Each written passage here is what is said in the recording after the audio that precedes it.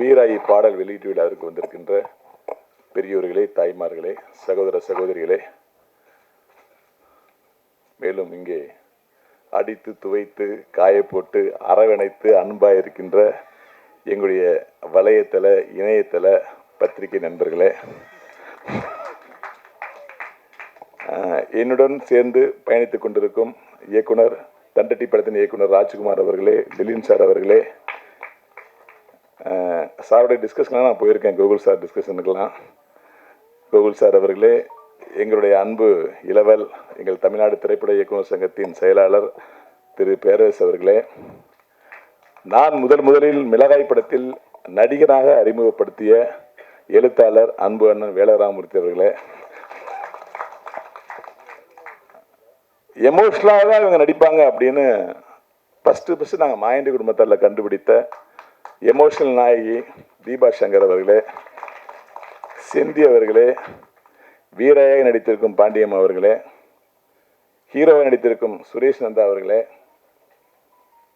இணை தயாரிப்பாளர்களே, என்னுடன் ஆசை படத்தில் முதலாக உதவி இயக்குனராக பணிபுரிந்த நாகராஜ் கருப்பையா அவர்களே,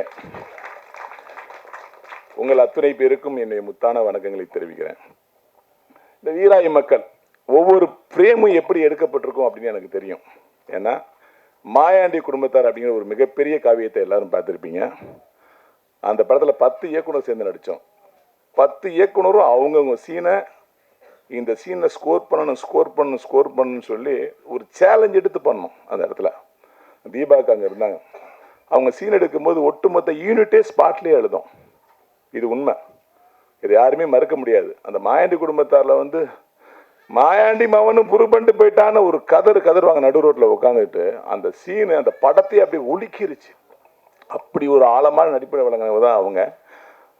மாயாண்டி குடும்பத்தில் எவ்வளோ பேர் பிஸியானவங்க தெரியாது, தீபாக்கா பயங்கர பிஸி. அதுலேருந்து அந்த படத்தில் பார்த்தீங்கன்னா நான் ஒரு ரத்தமும் சதையுமா, நான் மதுரை மண்ணில் அந்த கேரக்டரை எப்படி பண்ணுவாங்கிற விஷயத்த ரத்தமும் சதையுமா கண்ணில் மீசையில் உதரில் அப்படி தொடையை தட்டி நோலி மேனன்னு சொல்கிற வசனம்லாம் இன்றைக்கி உசிலம்பட்டி மதுரை ஏரியாக்கெல்லாம் அந்த படத்தை ஒவ்வொரு சீடியும் வாங்கி பார்த்துட்டு இன்றைக்கி அந்த படத்தை 50 தடவை 60 தடவை 100 தடவை பார்த்தவங்களாம் இருக்காங்க.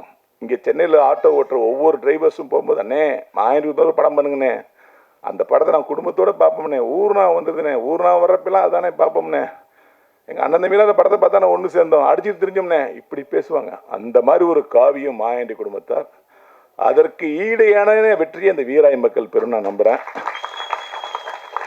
ஏன்னா 150 கோடி 500 கோடி 1000 கோடி சினிமாவை பற்றி சமூக வலைதளங்களை பார்க்கும்போது சின்ன படங்களுக்கெல்லாம் ஒரு பேதியும் ஏற்படுறது உண்மை. இயக்குனர் ரஞ்சித் அவர்களே சொல்லியிருக்காங்க, இன்னைக்கு சின்ன படங்களை ஓட்டிகிட்டே வாங்க மாட்டாங்கன்னு சொல்கிறாங்க. படத்தில் உட்காந்துட்டீங்கன்னா நீங்கள் சின்ன படம் பெரிய படம்னு பேதம் பார்க்குறதே இல்லை. நல்லா இருந்தால் கை தட்டுவீங்க, நல்லா இருந்தால் எவ்வளோ பெரிய படம் தான் நினச்சி போயிருவீங்க. உண்மைதானே? அப்போ இந்த மாதிரி படங்கள் ஓடும்போது பத்திரிகையாளர்கள் அதாவது ஆராதனை செய்து நீங்கள் இது கொண்டாடும் போது நாகராஜ் கருப்பையா போன்ற ஒரு 25 வருஷ போராட்டமான இயக்குநர்கள்லாம் மேலே வரணும்.